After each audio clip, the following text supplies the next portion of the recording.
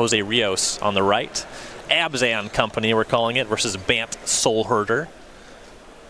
Shards of Alara versus Khans of Tarkir. 3-color names. All right.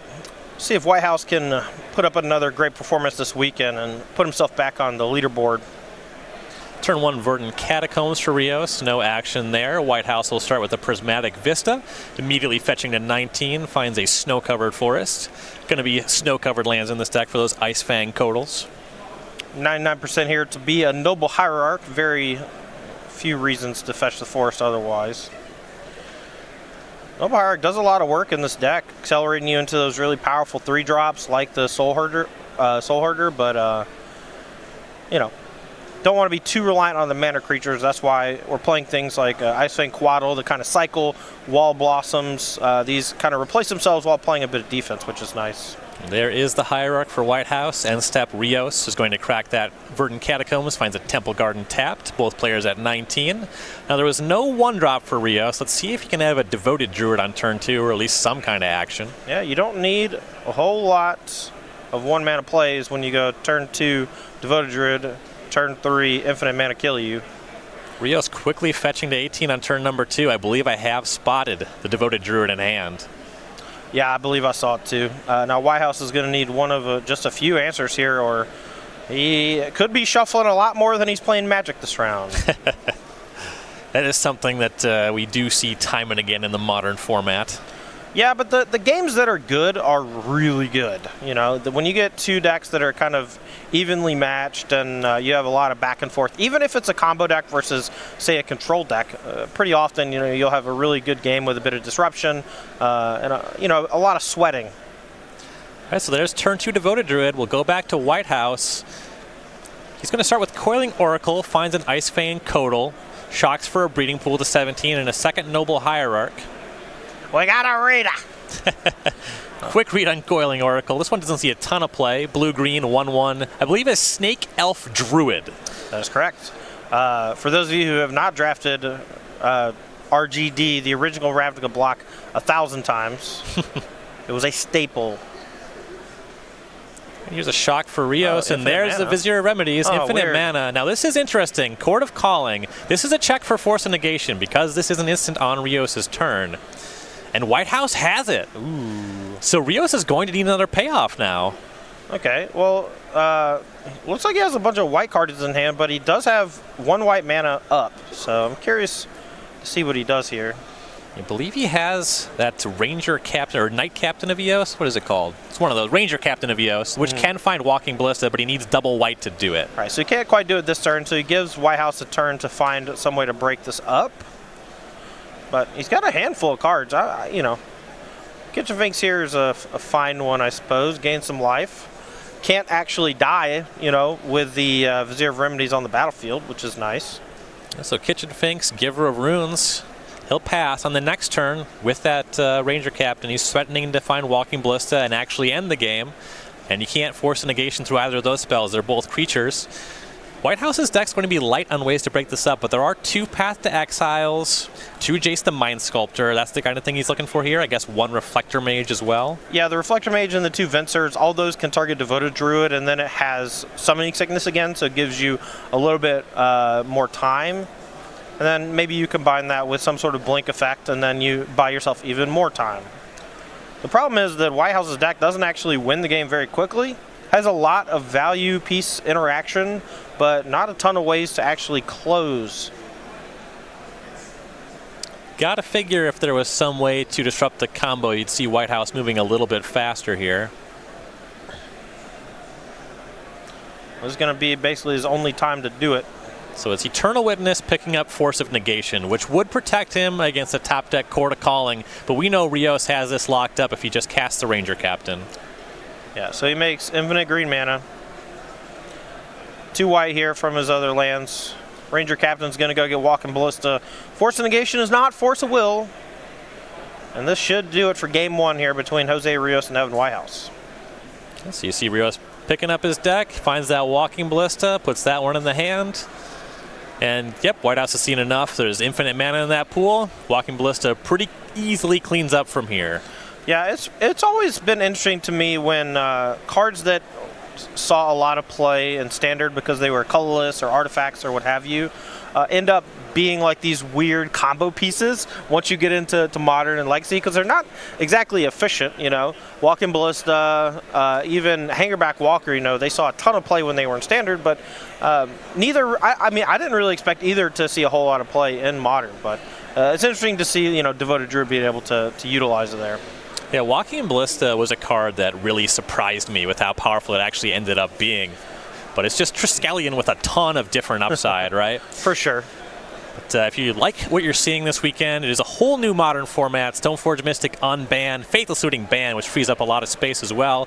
Maybe build a new Modern deck, try out your old brew, see how it plays in the new format at a Star City Games game night. Every week in September, you can pick up the new Chasing Your Trail token. I was really hoping it was just called Wolf. Just a break from that not monotony, but like the always naming them kind of funny puns or whatever. Expectation subversion. Yes. Here is Wolf. Get your Wolf. Tokens and sleeves available. Check that out at go.starcitygames.com/game night. I like this one. It's pretty clever. Yeah, I always like the creature collection. People seem to really like the cats, and they seem to really like the penguins. But sometimes they like the dogs, but not nearly as much as the cats for some reason. Well, in fairness, I think that the worst creature collection selection of all time was a dog. If you say slobber mile driver, I'll slobber mile drive you into the next town. All right, now I got to improvise a different dog. There was a... that's rough. Geist of St. Bernard. That would have been great. I would have loved that. Can we do that? Yeah, Let's can we get cue that one up? That one's on the house. Let's have a picture of like Beethoven on top of the picture of Geist of St. Trap. Where's Dan May when you need him? Dan May is our resident memer. Yeah, Dan May definitely good at that kind of stuff. Should have sideboards up for you here on the Cardboard Live extension in just a minute. Yeah, working on getting that on the screen. We could just kind of talk about it, right, before we get it on screen. So I think what might be taking them so long is, I mentioned earlier, Rios' deck list. This is like written in a mechanical pencil and then photocopied poorly. So it was like photocopied, and then someone was like, hey, can we get a copy of your list? And he's like, sure, let me make 200 more copies of the copies. The weird thing is... You ever see Multiplicity? The lines on the deck, like the actual deck registration sheet, is bold. I just can't read any of the words that he wrote. It's because it's pencil.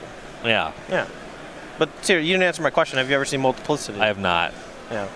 Michael Keaton clones himself, and then the clones are start making clones of each other. Oh, geez. And they get worse and worse. Yeah. All right, here's some sideboards. There it is.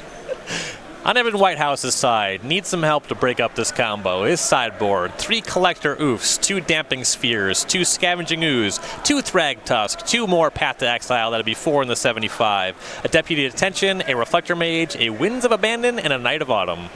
So luckily for Evan, Sorcery Speed Removal is still pretty good in the matchup. Your Reflector Mages, your Winds of Abandon, even your Deputy Detention are all going to be okay, because a lot of times Jose is going to lead off with a Devoted Druid on the first few turns, and he's going to need a whole turn cycle to get to untap with it so he can make infinite mana. So that means you're going to have a little bit of time with those creatures. So those are pretty good. The Path to Exiles are going to be exactly what you're looking for, an instant speed way to break up the combo so that Jose doesn't just kill you kind of on your end step with a Collect a Company or Court of Calling or something into untap infinite mana kill you. So 2 more Path definitely coming in, the Deputy and the Fractal Mage, and the Winds of Abandon. That's pretty much it.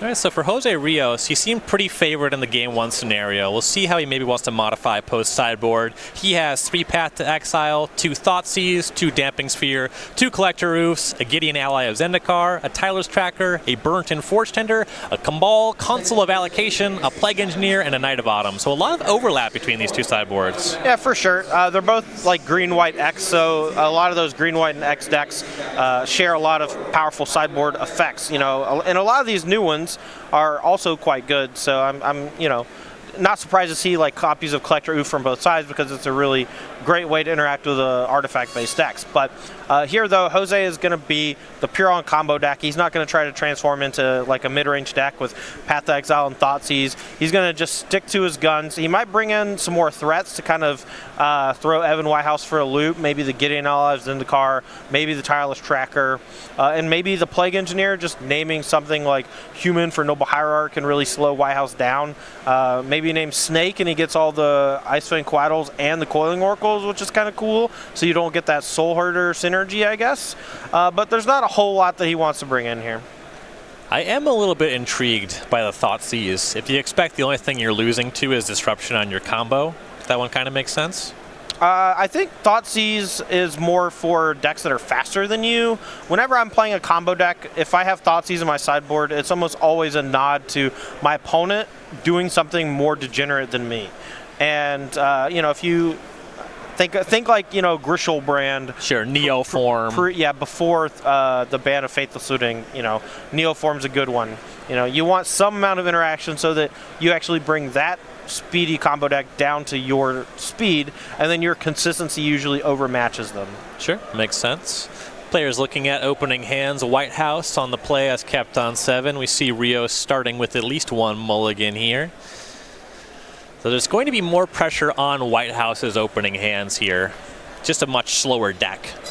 Right, and I mean, we talked a little bit about it in the previous game. Even if he does solidify some sort of an advantage with the Soul Herders or with all of those really kind of 2-for-1 enter the battlefield effects, his deck doesn't actually win the game fast. He has Force Negation to slow things down, but for the most part, he's okay if games last 10, 20 turns. He's not so okay if games last closer to 5 or 6. Mm-hmm. Yeah, the closing speed here is just very slow. It's Icewing Quaddle with multiple Noble Hierarchs. Yeah. Would you say that the Bant Snow deck has a glacial closing speed? Yikes. Well, Jose is going down to 5 here, it looks like, so he's going to take a gander at a different hand because those first 2 were pretty bad. Okay, so I actually had a really good comparison for Whitehouse's deck. Evan Whitehouse is making a risotto. Okay? Takes a little while. The flavor's got to develop. I've been watching a lot of MasterChef recently. So you can't make a good risotto.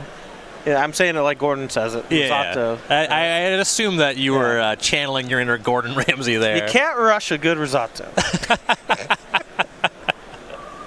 All right. It's not that funny. You don't have to fake laugh that hard, man. Come on. Pardon me. I'll just stop doing my... You want to cover this one? Yeah. All right. So Jose here, going down to 5 cards here. Take a look.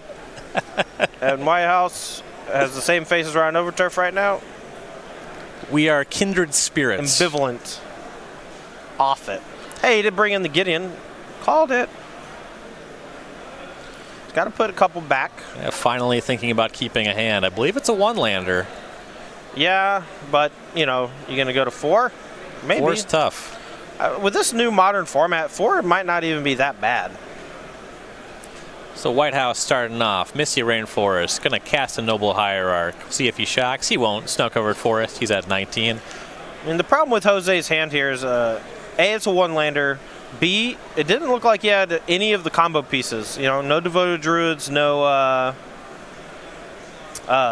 Vizier of Remedies. He needs a bunch more mana for that Collector Company and that Gideon. And, I don't really know what he's going to be doing in the meantime. Well, Razorverge Thicket, Giver of Runes is where he will start. I guess I do know what he's going to do in the meantime. He's going to be twiddling his thumbs, just like he was. He'll be missing land drops and attacking for 1. He does have protection here with the Giver of Runes, so he does get to untap with it, so it's going to give him some level of a buffer. But he's still going to need a lot of help. He needs a lot of pieces still. Looks like he did find a land, so he's got that rolled up at least. So Whitehouse had Snow-Covered Island, just hanging out with 3 mana. You see a shock for a Temple Garden for Rios, goes to 18, and casting Duskwatch Recruiter. Yeah, this is not a bad one. Can help dig for those other combo pieces. Whitehouse is going to need kind of a specific answer here to really do anything about it. End step flashes in Icefang Kotal. Draws a card. Ooh, and ephemerates it. So, Ephemerate is a new one from Modern Horizons, mostly played exclusively in this deck. So you target your Quaddle, it's going to be removed from game, brought back to game, draw a card, and then it has rebound. So when you're out next upkeep, you cast it again. So targets the Quaddle, that's going to be exiled, comes back in, draws another card off of that. Yeah, the rebound on Ephemerate makes it incredibly powerful for just 1 mana. It's very reminiscent of Momentary Blink, and that was one of the better cards in that standard format, mostly in part to those really strong enter the battlefield effects that you're seeing here. And you see Coiling Oracle for Whitehouse. This one a little bit different than drawing a card. Puts a snow-covered island on the battlefield. And then Misty Rain forces a land for turn. Can't cast with the Coatl because it was just blinked.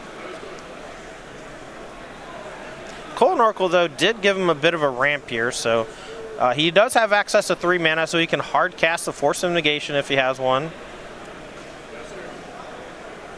Looks like back for Jose Rios, cracking Verdant Catacombs. He's found land number 3. Well, starting out at fun 1 land and finding 2 more, so you can start either activating Dustwatch Recruiter or casting other creatures. It's pretty good. That Giver of Runes could spell Doom for Whitehouse in just a few short turns. So Rios at 17, finding Basic Forest. It's like a Kitchen Finks in hand, so that's kind of a choice between casting that or just activating Recruiter. Makes an attack. Yeah, I really like this attack. It's you want to get aggressive because you're low on resources and you don't want to give Whitehouse too much time for his risotto to develop. So getting aggressive here, it's going to take a little while of activating Dustwatch Recruiter in order to find your overall combo. So I like the attack. You can protect it with the Giver if you really need to, if there's a double block. And you follow it up with the Kitchen Finks. Combination of a no block on the Recruiter and a Kitchen Finks reverse the life totals. Now Whitehouse fetching down to 16. Finds a Temple Garden tapped. He already has his 3 snow permanents, so he's good to give his Coatls Death Touch.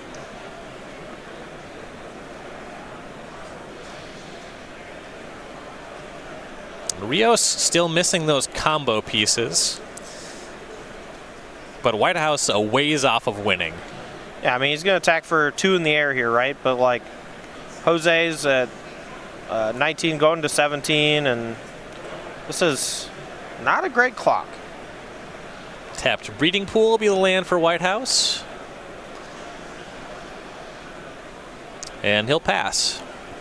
I feel like his hand is just very reactive here. So no spells cast. So we're looking at the Duskwatch Recruiter transforming. Rios will let that happen. No activation before that resolves. So now his creature spells cost 1 less.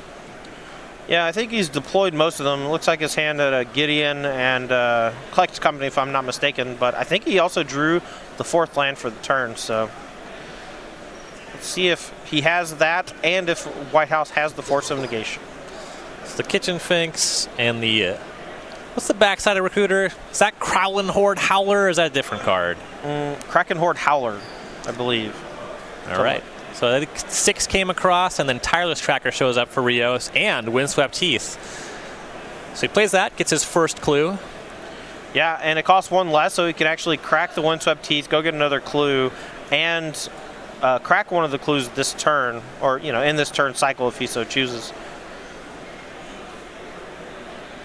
You see the new Sam Black clue token showing up. And he'll pass with the fetch land up. You don't want to get pathed in response to activating your fetch land. It'll go back over to Whitehouse. No end step action. And with the Giver of Runes up, there's really no reason to rush it, right? If you crack it and he goes path, you protect it with Giver of Runes. Now you kind of force him to have double path on his own turn. And he only has access to 2 white mana with the Noble and the Temple Garden. Whitehouse looking at some sorcery speed action. Start with the snow-covered forest. Just going to use his basics to cast it, leave up those dual lands. And it's going to be Eternal Witness. There's Ephemerate as the spell in the graveyard. He'll pick that up. It's a nice little combo with Eternal Witness. So on the first time you cast it, it goes into exile, so you just blink one of your draw effects, maybe Coiling Oracle in case you see a land. Right. Then you get the Ephemerate back on the rebound, target the Eternal Witness, get the Ephemerate back, just go off over the course of 30 or so turns. Yeah, it's pretty gross, but it is also pretty slow. Rios end step's going to crack that Windswept Heath, and there's no path to exile, so he'll go find a land, get another clue token. I assume whatever he finds here will be untapped and draw a card off of the first clue. Yeah, that would be my guess. Probably looking for a plains, so he gives himself even green and white, but doesn't matter too much. Mostly you just don't want to take shock damage here, I think. Well, he'll find Godless Shrine. Oh, he might need the black mana. No, that's probably fair.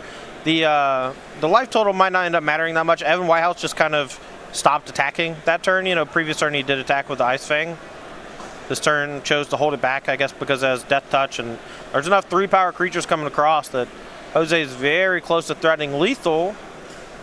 And Whitehouse's creatures are all green, so at some point Giver of Runes could just give one of those creatures pro-green and make it unblockable. Definitely.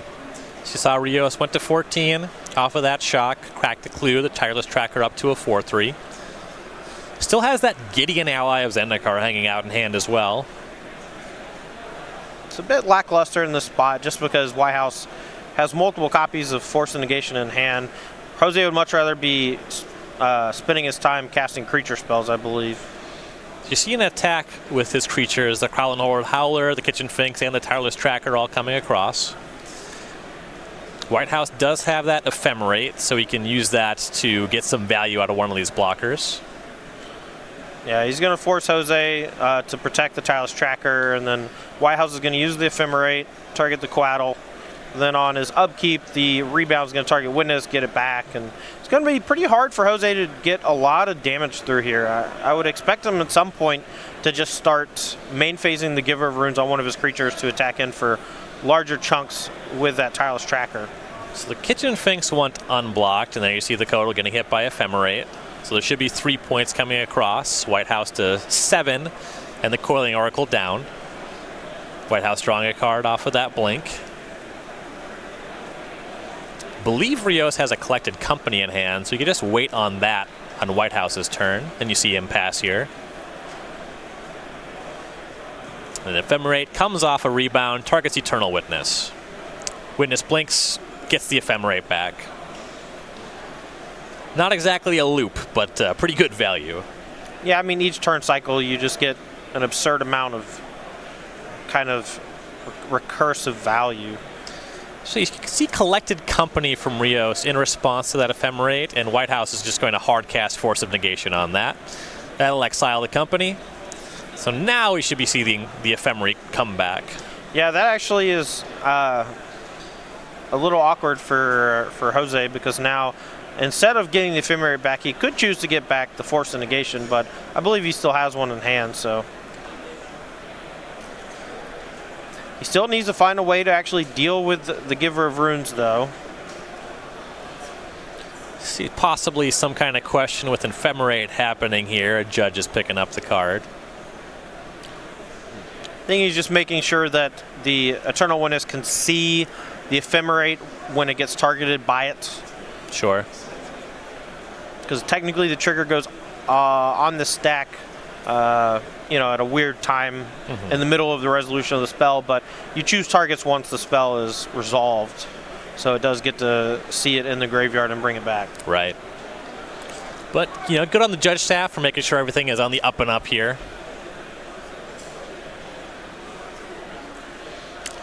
Whitehouse trying to figure out a way out here. Apologies, we're having some issue with our display. Whitehouse is shocking for Hallowed Fountain. He was at 7, goes to 5 off of that. Yeah, should be at 5. See if he can get this Giver of Runes off the battlefield. Another Eternal Witness, going to get back Coiling Oracle. That's not really it, Chief. And passes without casting the Oracle, wants to leave up that Ephemerate mana. If I'm not mistaken here, Jose can just give Tireless Tracker protection from green, Crack a clue, draw a card, and attack for 5. And that'll be the end of Whitehouse unless he has one of his Path to Exiles. All right, so he'll start by playing a Plains, gets another clue token. And we'll see if he shoves on that line that you mentioned.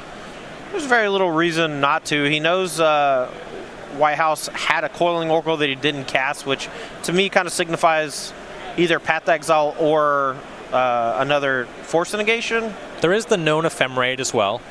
Sure, sure. He's thumbing that Giver of Runes. He will activate target Tireless Tracker. Presumably names green. Here's an attack for 4. Going to be 5 off of that clue token. Now, even if Whitehouse doesn't have the path here, he can go Ephemerate on the Coatl and draw a card. Has another look at it. Yeah, that's Ephemerate. Just going to try to draw here. Draws a card. All right, you see Rios crack the clue token. Is this lethal?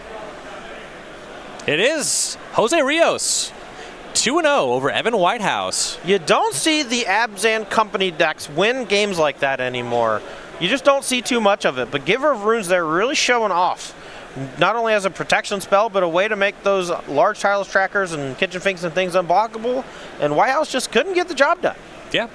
There's definitely matchups where you're going to see the Kitchen Finks matter more than others. It was kind of interesting, I think, from my perspective, to see Gideon coming in against such a value-centric deck. Well, he probably doesn't know the Whitehouse has 4 copies of Force